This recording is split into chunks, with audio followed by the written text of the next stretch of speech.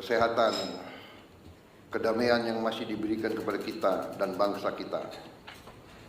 Saudara-saudara, saya kumpulkan saudara-saudara melaksanakan sidang Kabinet Paripurna yang ke-8 dalam pemerintahan kita.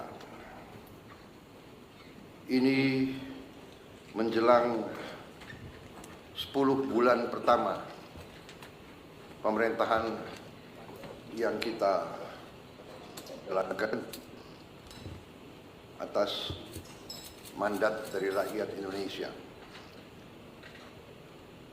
10 bulan ini kita rasakan bersama adalah 10 bulan yang sangat penuh dengan karya, dengan kerja, dengan prestasi. Saya sebagai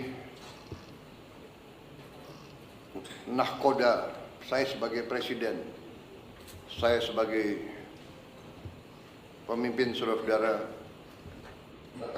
sebagai kapten kesebelasan, saya ingin menyampaikan terima kasih atas kerja keras saudara-saudara semuanya. Dari hati saya paling dalam saya menyampaikan penghargaan atas kerja keras saudara-saudara. Saudara-saudara, kita semua punya pengalaman yang berbeda-beda, tapi kita semua punya pengalaman sebagai pemimpin. Dan kita mengerti betapa sulitnya untuk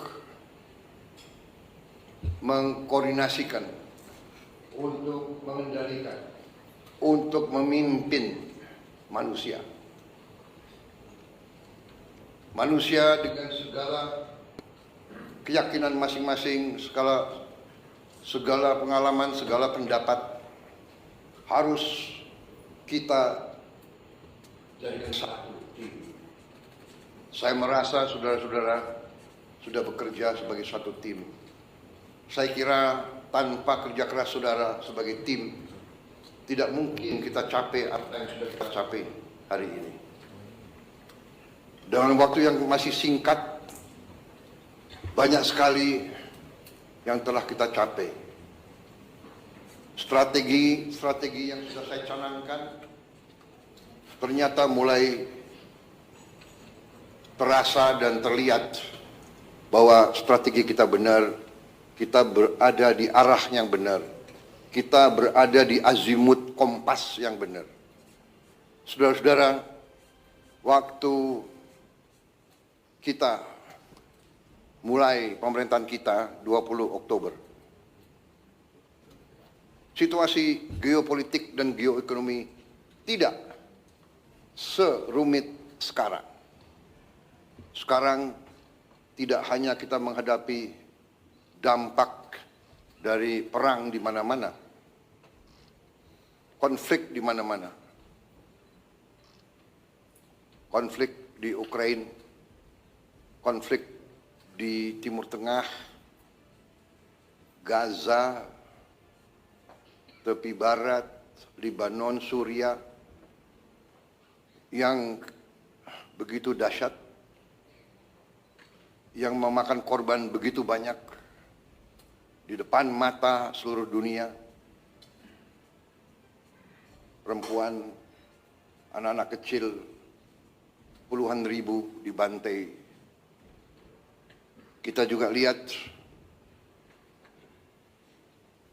konflik Israel-Iran, di mana negara adik kuasa pun ikut.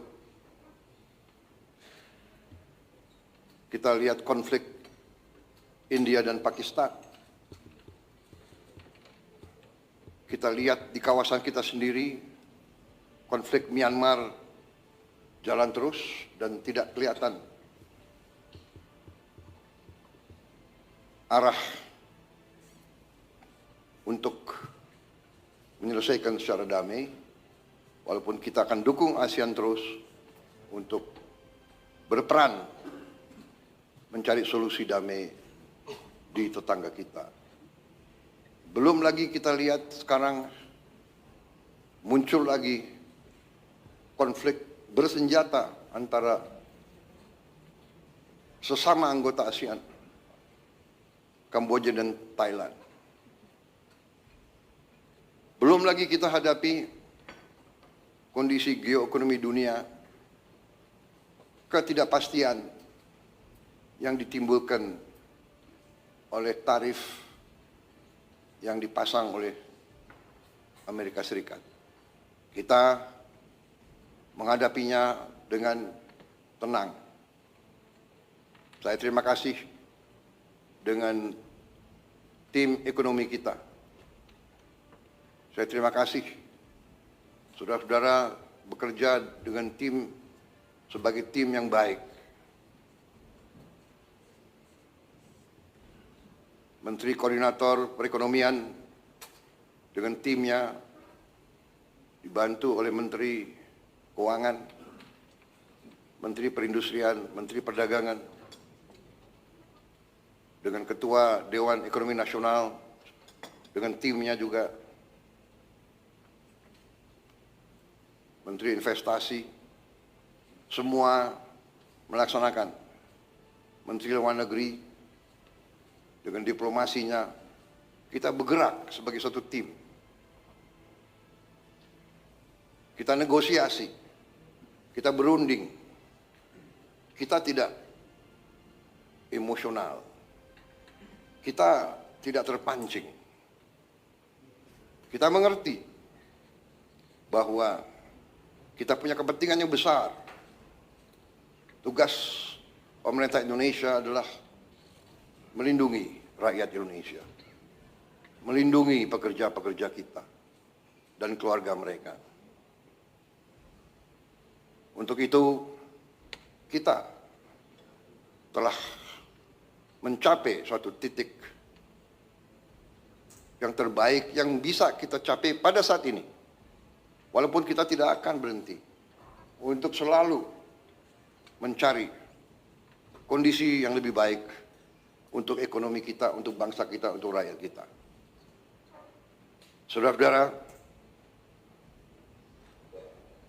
kita paham dan kita mengerti bahwa kondisi ini akhirnya menguji strategi besar kita, menguji strategi transformasi yang sudah saya canangkan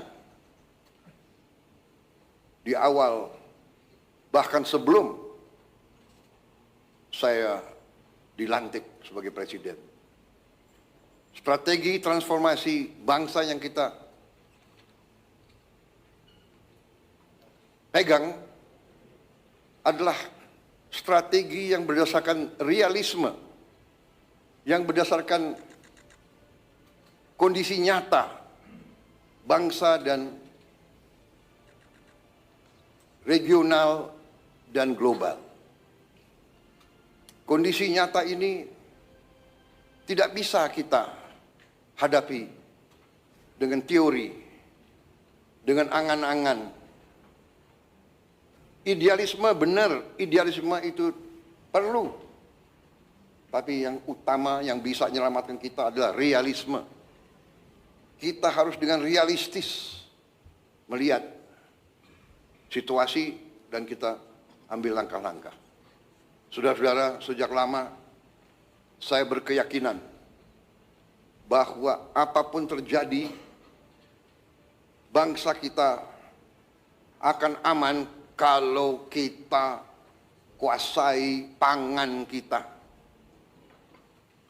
Kalau kita bisa amankan pangan kita, kita bisa jamin bahwa kita bisa beri makan kepada rakyat kita.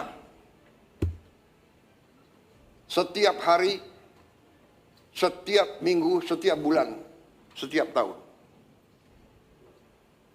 Saya tidak pernah percaya bahwa suatu bangsa bisa merdeka kalau dia tidak bisa produksi pangannya sendiri. Tidak ada dalam sejarah manusia. It does not happen. It will not happen. Tidak ada negara yang merdeka berdaulat tanpa dia bisa produksi makannya sendiri. Karena itu, produksi pangan bagi saya adalah strategis. Selalu bangsa kita diganggu, bahkan dirusak melalui pangan. Kalau ada bangsa lain yang ingin merusak kita, dia akan merusak pangan kita. Alhamdulillah, dengan langkah-langkah yang cepat dan terus terang saja, dengan transisi yang baik antara Presiden Joko Widodo dan saya, kita bisa dalam posisi sekarang, produksi pangan kita bisa saya sampaikan berada dalam kondisi yang aman dan kuat. Terima kasih kepada semua pihak yang mencapai ini. Ini juga hasil kerjasama, hasil teamwork.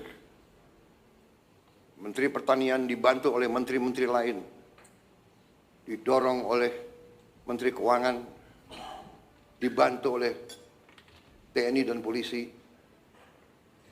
juga kejaksaan. Karena dalam ekonomi kita menghadapi pemain-pemain yang punya agenda lain daripada kita. Pemain-pemain di ekonomi ini ada yang niatnya hanya cari keuntungan sebesar-besarnya, tidak peduli rakyat kondisinya kayak apa. Bila perlu, rakyat dimiskinkan terus agar mereka bisa mengisap kekayaan kita, bagaikan mengisap darah. Ada.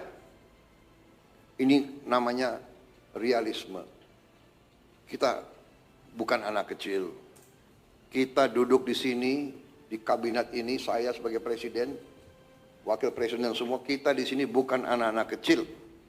Kita tidak bisa dibohongi, kita tidak bisa ditipu lagi. Kita ingin baik. Kita ingin beri kesempatan kepada semua. Tapi kita tidak rela rakyat Indonesia dimiskinkan terus.